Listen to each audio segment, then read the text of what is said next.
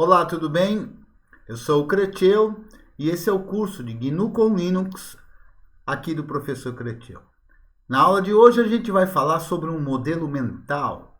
Que ideia é essa?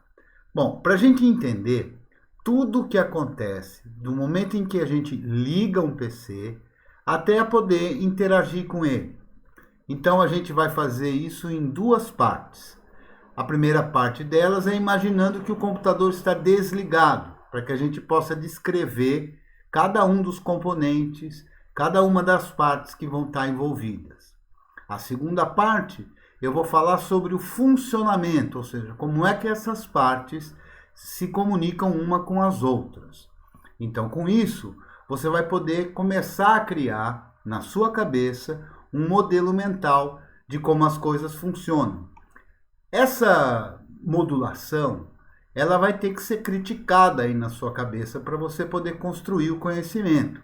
E a experiência e a prática que a gente vai fazer aqui no curso também vai facilitar você criar um modelo seu, parecido talvez com esse que eu vou apresentar para vocês, mas que seja seu, que você vai então construindo o seu conhecimento.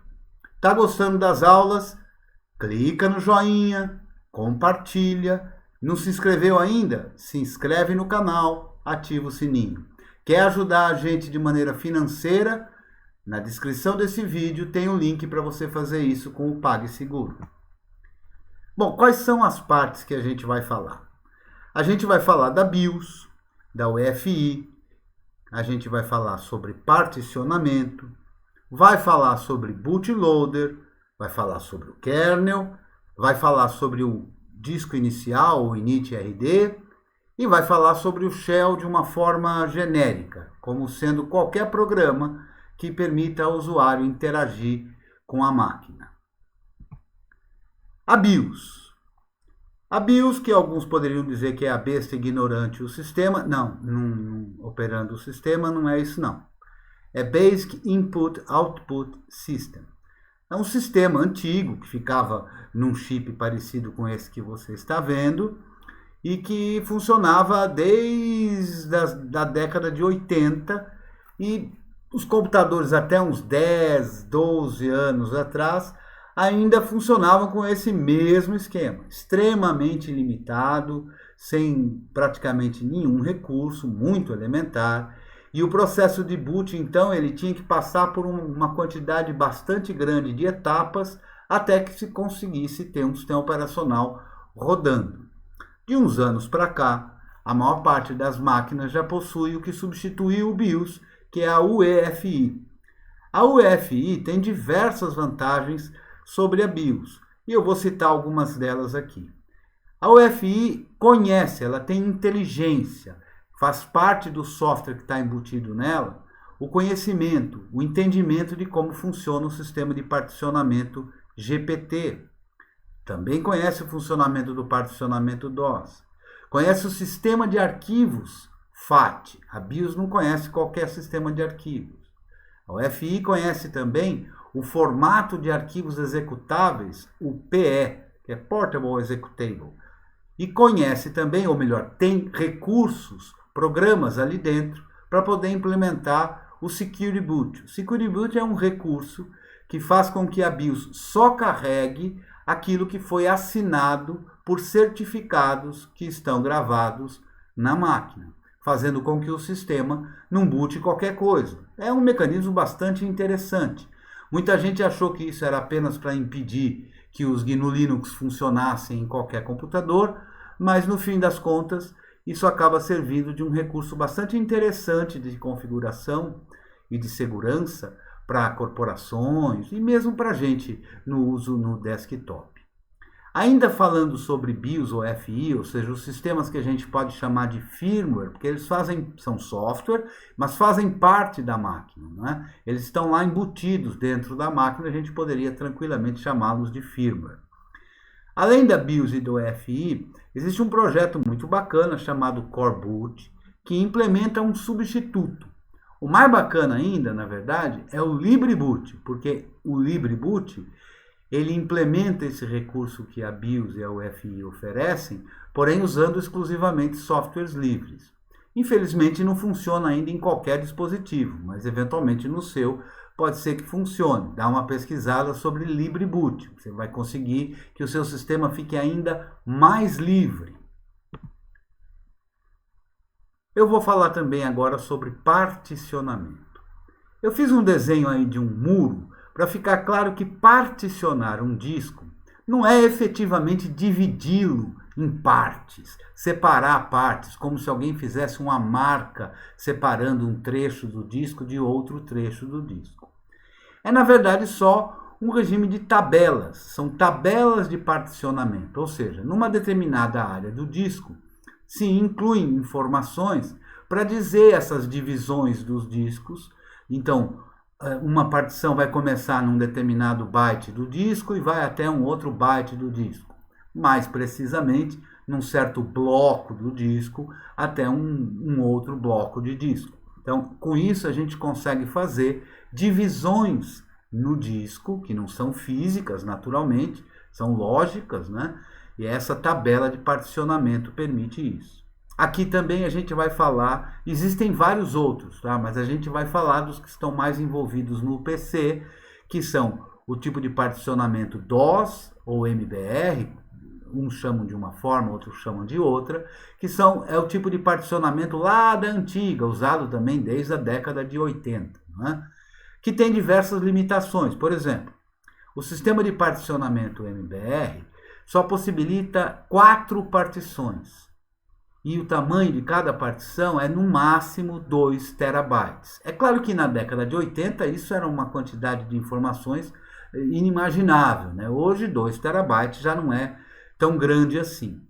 Essa limitação de 4 partições, ela foi meio que contornada por uma gambiarra que fizeram, que foi a criação da ideia de uma coisa chamada partição estendida, né? A partição estendida é só mesmo uma gambiarra, a gente vai ver um pouquinho mais de detalhe sobre ela mais à frente, mas é uma gambiarra para que se possa ter uma quantidade maior do que apenas 4 partições. A outra forma de particionamento é o sistema de particionamento GPT. GPT é uma sigla em inglês que quer dizer GUID Partition Table. E esse GUID significa Globally Unique Identifiers, ou identificadores únicos globalmente. Quer dizer, globalmente se você não for terraplanista, né? As limitações são diferentes, tá? Alguns sistemas operacionais limitam a 128 partições. Na verdade, esse limite é do sistema operacional, não é do sistema de particionamento.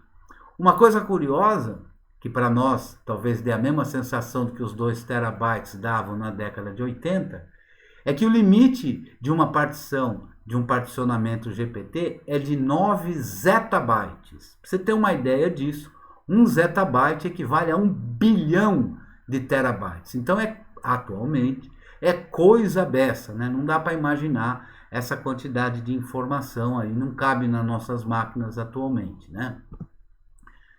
Vamos ver então com mais detalhes como é que é o sistema de particionamento DOS e entender a MBR. A MBR, ou Master Boot Record, é um registro, um bloco, um setor. Então muita gente chama isso de setor zero, muita gente chamava isso de partição zero, mas enfim, é um setor que é composto de 512 bytes. Esse trechinho aqui tem 512 bytes. Nos primeiros 64 tem efetivamente a tabela de partições. Nos outros 446 tem o bootloader, ou pelo menos uma parte do bootloader. Se você fez a conta aí, você viu que isso não deu 512, né? É porque tem 2 que não aparecem aqui na proporção do desenho, que são uma assinatura. Então, um bootloader que funcione num particionamento DOS MBR, a primeira parte dele, ou o primeiro estágio, vai estar aqui nessa área, nesses 446 bytes. E 446 bytes não é uma quantidade grande para ter um programa muito sofisticado. Então, a BIOS, ela vai buscar, quando a gente entra no setup da BIOS, acessa o setup da BIOS para configurar qual é o dispositivo ou qual a sequência de dispositivos que a gente quer para o nosso boot. Quando a gente escolhe lá um dispositivo, o que a BIOS procura é justamente ler o conteúdo desses 446 bytes, onde vai ter o programa que vai poder dar início ao carregamento do sistema operacional. A gente chama isso de primeiro estágio do bootloader. O bootloader, os bootloaders modernos, ainda vai usar um trechinho que vem depois, tá? Para depois só então começarem as partições. Então, quando a gente usa um sistema de particionamento MBR, a gente vai estar fazendo isso. A gente vai estar usando 446 bytes para o estágio 1 do bootloader, um espaço para o estágio 1,5 do bootloader, para depois começar as partições e efetivamente a gente ter os arquivos ali dentro que vão ter todo o resto que é necessário para o sistema operacional. Bastante limitado, né? O sistema que substituiu, que é o GPT, ele tem características parecidas, mas um pouco diferentes. Aquela parte inicial fica aqui, ó, nesse comecinho.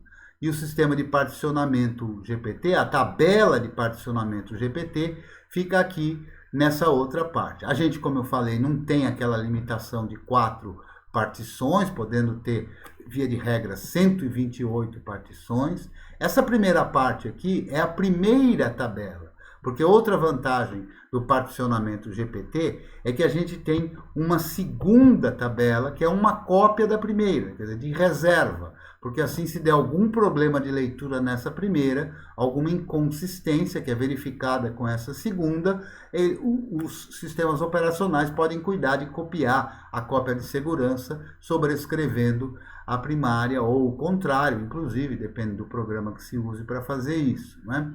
E com isso, a gente não tem aquelas limitações tão grandes quanto se tinha usando MBR.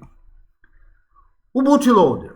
Bom, o bootloader eu vou falar fundamentalmente do Groovy, que é o bootloader mais utilizado, mas essas características são reproduzidas nos outros bootloaders também. O Groovy tem mais de um estágio, justamente por essa questão de se trabalhar com MBR. Então, uma primeira parte naqueles 446 bytes, uma outra parte um pouco antes da primeira partição, e inclusive vai conter também uma porção de módulos, que esses já vão estar lá dentro das partições mesmo. Para que esses módulos? São módulos para poder carregar sistemas de arquivos, são módulos para poder carregar modos de vídeo, são módulos para poder carregar criptografia, para poder usar volumes lógicos e toda essa história. Quando a gente usa o EFI, a gente não precisa desses vários estágios. Por quê? Porque o EFI é capaz de entender o sistema de arquivos e, portanto, é capaz de pegar um Groovy que já é o Groovy todo mesmo, né? Não é estágio por estágio, e que costuma estar num arquivo, no caso do Groovy, chamado groovy64.efi. Então, com isso, o bootloader está todo ali. Mesmo esse groovy64.efi, ele tem vários módulos, da mesma forma. Módulos para entender LUKS, módulo para entender LVM, módulos para entender sistemas de arquivos diferentes, ou vários desses sistemas de arquivos. O kernel, o tão famigerado kernel, né? O kernel, dentro da nossa estrutura de diretórios, ele é um arquivo, apenas um arquivo, que costuma chamar VM Linux. Esse Z é porque ele é compactado, tá? Então, o arquivo do kernel ele fica dentro do seu disco, ou dentro de um CD, ou dentro de um pendrive, de maneira compactada. Dentro da estrutura de diretórios, ele está normalmente num arquivo dentro do diretório da pasta, como queira, chamada /boot, né? Então, nesse exemplo aqui, eu peguei o exemplo da minha máquina, e na minha máquina eu uso o Linux Libre, e o nome do arquivo que tem o kernel é VM Linux, e a versão, né, -5.6.13-GNU. Esse é um arquivo que tem alguma coisa entre 5 a 15 megabytes. Você vai dizer, poxa, mas não é o mesmo? Como é que não tem um tamanho fixo? Não tem um tamanho fixo, porque um kernel, se a gente estiver falando do Linux, se a gente estiver falando do Linux Libre, se a gente estiver falando do FreeBSD, você mesmo pode compilar. Então você pode compilar o seu próprio kernel, colocando a ele algumas características, retirando outras, então o arquivo vai ficar de um tamanho diferente, né? Se você instala o pacote do Debian, todo mundo que instalou o mesmo pacote do Debian tem exatamente a mesma versão de kernel. Ela foi compilada pelos robôs do Debian, seguindo configurações determinadas pela equipe do Debian, que visam atender a maior parte dos equipamentos. Se você tem um equipamento especial ou quer fazer um kernel mais reduzido, você pode colocar no kernel apenas os recursos que serão necessários para a sua máquina.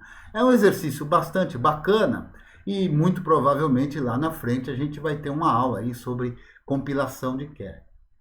O kernel também tem uma porção de módulos, quer dizer, nem tudo que está no código do kernel está nesse arquivo do kernel. Por quê? Porque não é usado pela maior parte das máquinas. Então está separado em módulos, o que dá lá mais ou menos uns 300 megabytes. Esses valores eu peguei das últimas versões que a gente está usando aqui na máquina. Então, o que acontece? Todos os dispositivos que o kernel tem suporte, e que na compilação foram determinados para serem compilados, alguns são colocados dentro do próprio kernel, ao que a gente chama de módulos built-in ou embutidos. E outros tantos foram separados. Então, quando você instala um pacote de kernel, você vai instalar, além do arquivo, que é o kernel, que é esse que eu estou falando que tem de 5 a 15 megas, mas vai instalar também um conjunto enorme de módulos que totalizam aí em torno de 300 megas. É justamente por essa formulação modular que, se você pegar um HD de uma máquina que você instalou o GNU Linux e levar para uma outra máquina, ela funciona lá. Embora os hardwares sejam diferentes, é claro, tem que ser da mesma arquitetura, 32 bits, 34 bits, assim por diante. Mas se você levar o HD para outra máquina, ele funciona. Por quê? Porque o kernel, em tempo de execução, quer dizer, o kernel quando está rodando, é que, conversando com os diversos barramentos, descobre que hardware tem e, portanto, que módulo precisa ser carregado. É bacana isso, né? É bem modular e é bem flexível. A ideia é ser flexível. O init-rd. O init-rd é como se fosse uma imagem de disco, ou melhor, é uma imagem de disco. Se a gente der uma olhada no init-rd, a gente vai ver, é claro que você não vai ler isso aqui agora, mas tem uma porção de arquivinhos aqui.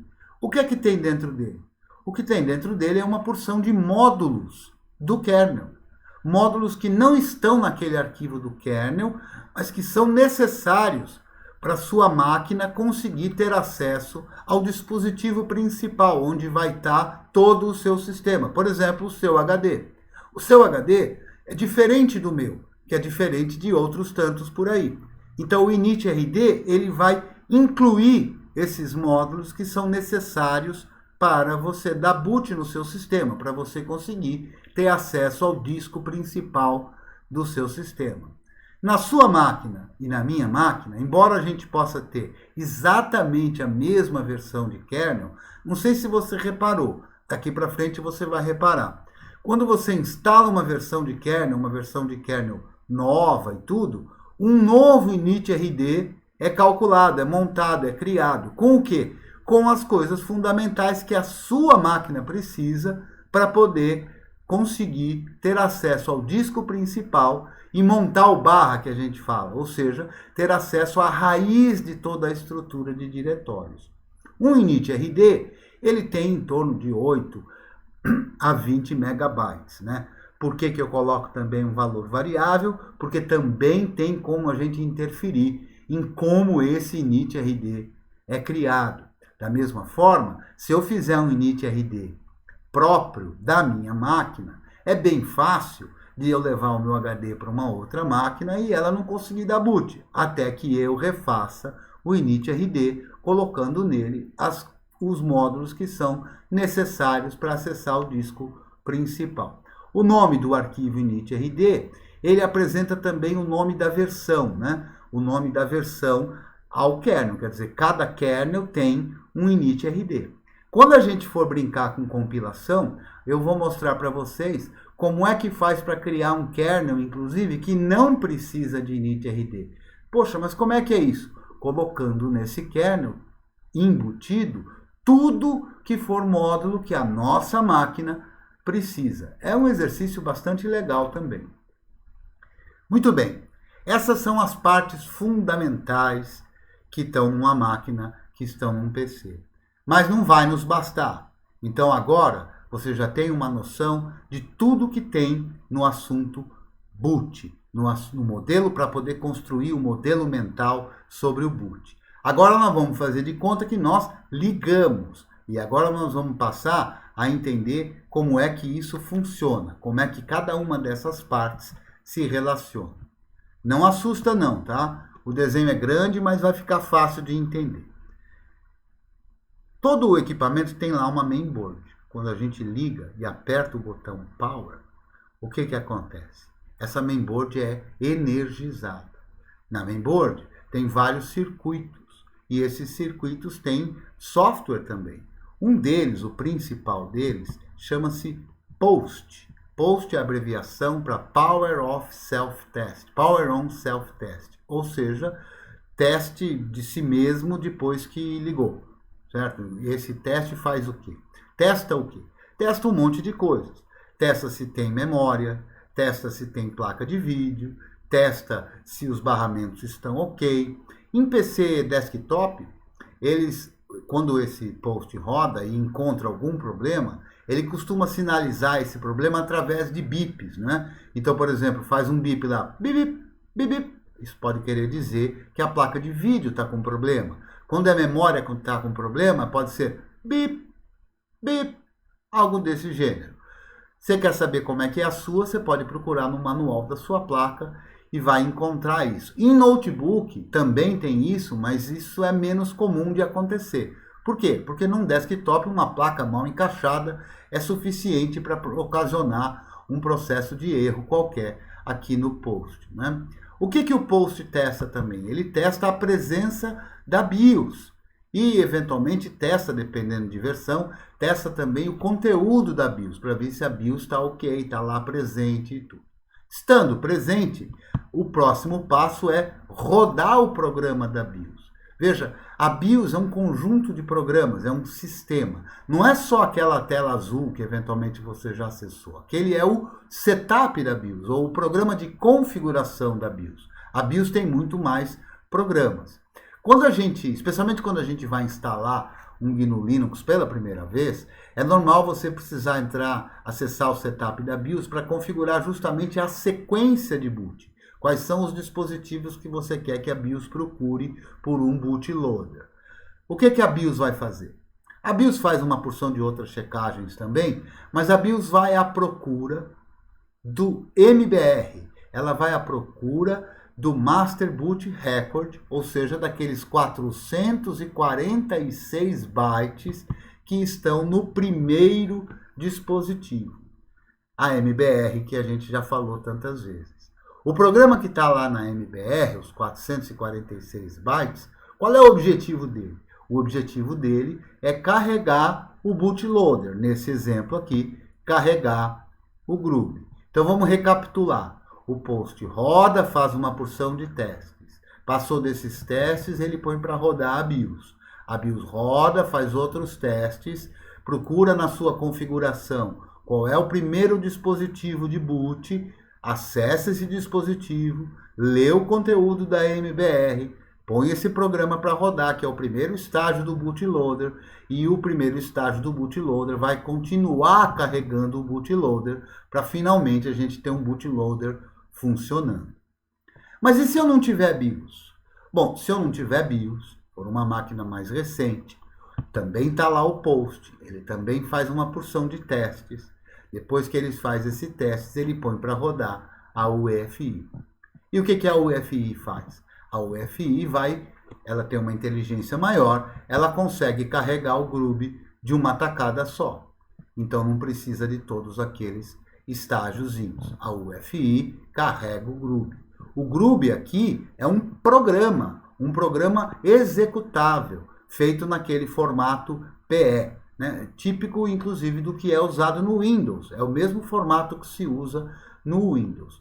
Se nessa UEFI a gente habilitou Secure Boot, então o que for carregado por ela vai ser checado com as assinaturas dos certificados que estão embutidos na UEFI. No GNU Linux, no Debian, desde essa versão de agora estável, o Buster, a gente tem um pré-bootloader chamado Shin. E esse pré-bootloader chamado Shin, ele foi assinado digitalmente, de maneira que a UEFI consegue carregar o Shin com o Secure Boot habilitado, porque o Shin tem a assinatura que a UEFI conhece. Com isso, o Shin é que vai efetivamente carregar o group. Recapitulando essa parte, o post roda a UEFI vai carregar o group. Se a UEFI tiver Secure Boot, o que a gente vai indicar para ela como bootloader é o pré-bootloader chamado Shin, devidamente assinado e, portanto, a UEFI não se recusa a carregá-lo. A UEFI é tão modernosa que é possível você ter aí no seu GNU Linux, usando o Debian, não ter um bootloader, não usar o Grub, nem o Lilo, nem nenhum outro bootloader. Por quê? Porque a UEFI, desde que o kernel seja também preparado para isso e o padrão que é desenvolvido e distribuído pelo Debian tem esse recurso, a UEFI pode carregar diretamente o kernel e o init.rd. Tá claro então a diferença? Muito bem, vamos para a segunda parte. É depois de termos o Grub. Então o Grub carregado, ele vai rodar, ele vai procurar por um arquivo de configuração. Esse arquivo de configuração, se encontrado, vai ser capaz de apresentar um menu para a gente, né? O Grub também tem uma porção de módulos, como eu falei anteriormente, para identificar sistemas de arquivos, para identificar criptografia de disco, para identificar volumes lógicos. Tudo isso está nesses módulos do Grub. Então, o Grub é que vai finalmente carregar o que a gente precisa para poder iniciar o sistema operacional. Então, o que o Grub faz inicialmente é carregar um init.rd e preparar um sistema de arquivos virtual. Esse init.rd normalmente está fechado, empacotado.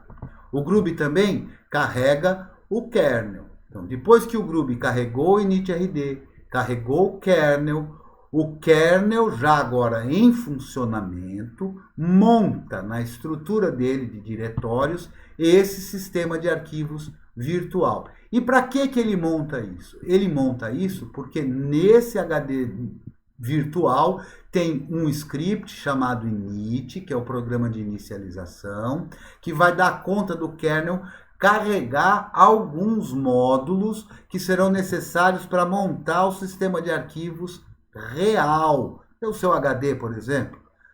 Então vamos recapitular. O Grub carrega o init.rd, que prepara um sistema de arquivos virtual. Carrega o kernel e põe o kernel para rodar. O kernel roda e monta na estrutura de diretórios esse sistema de arquivos virtual.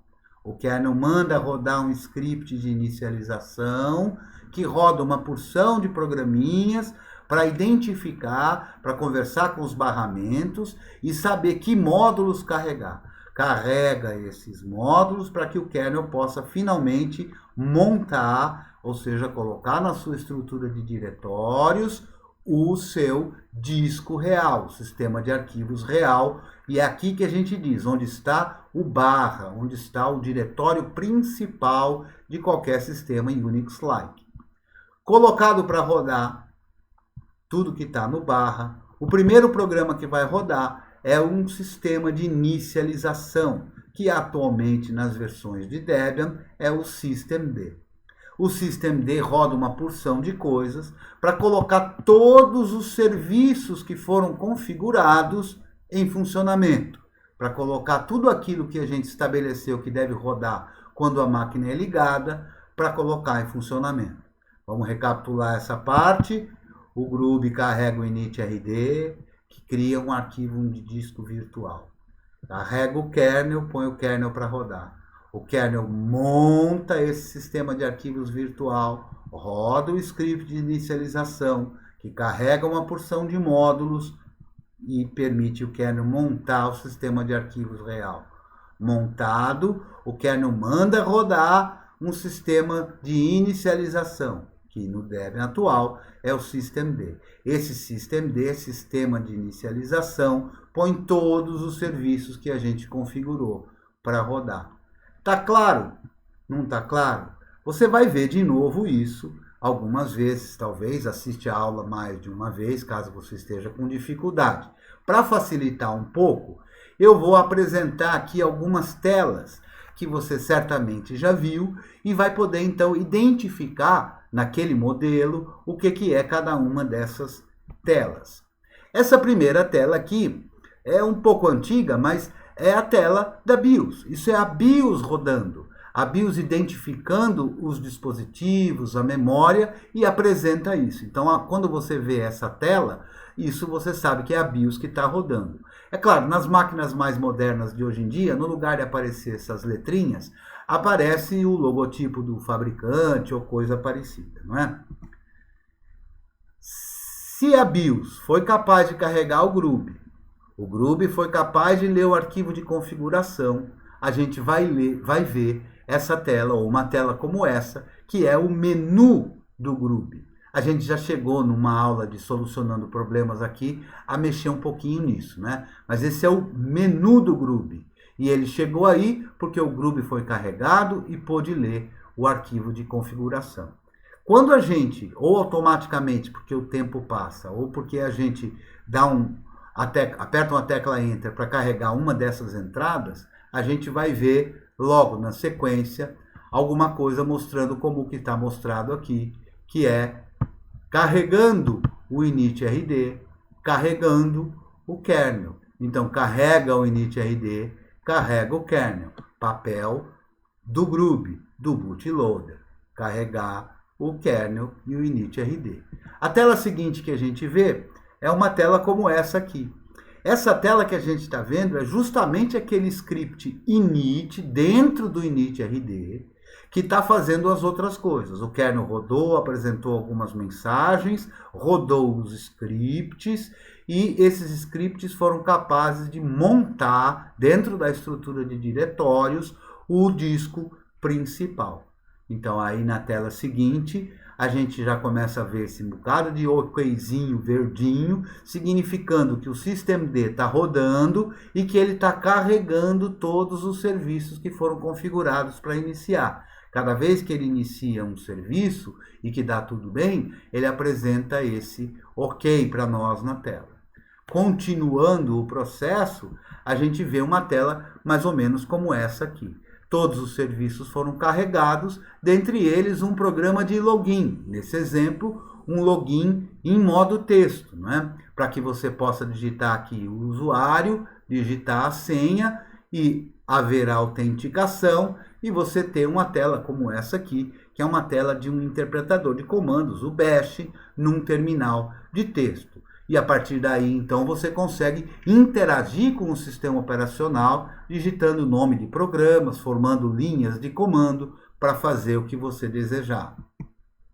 Se você tiver configurado um desses serviços, o serviço do ambiente gráfico, nesse exemplo é o LightDM, vai aparecer uma tela gráfica como essa aqui. A gente chama isso de gestor de login gráfico, né? Esse aqui é o GDM, é o LightDM, GDM é um outro deles, SDD é um outro deles. Lá no passado tinha o XDM, tinha o KDM, um monte deles, né? Como tudo no GNU Linux tem diversas opções. Então, a gente está vendo aí uma tela de login gráfico. Você vai colocar o nome do usuário ou selecionar de uma lista, colocar a senha, vai passar pelo processo de autenticação e vai chegar a uma tela como essa. Uma tela que tem painéisinhos, menu. E nesse exemplo é o MAT, que é um ambiente de desktop, ou como o pessoal costuma dizer, é um DE, ou um Desktop Environment.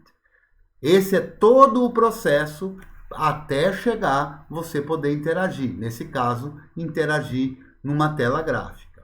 Bom, eu espero que você tenha entendido esse modelo mental, mas esse modelo mental está sempre under construction, né? Está sempre em formação, está sempre em construção.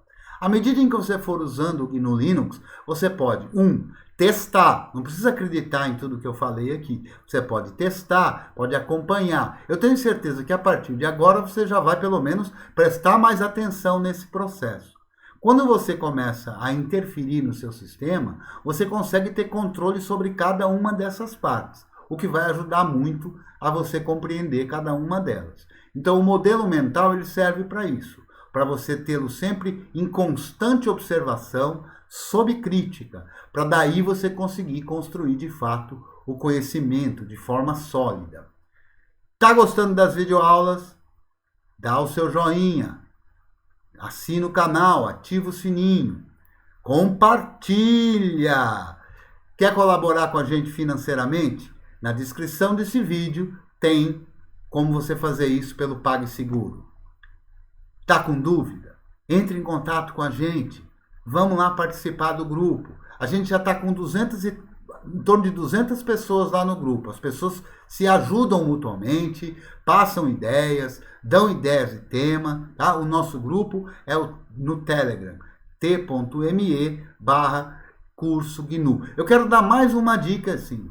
Se você não tem o aplicativo do Telegram no seu celular, o Telegram nem precisa de aplicativo no celular para você usar. Se você acessar com o seu navegador de web t.me/curso GNU e colocar lá uma informação que é o número do seu telefone celular, você vai receber no seu telefone celular um SMS.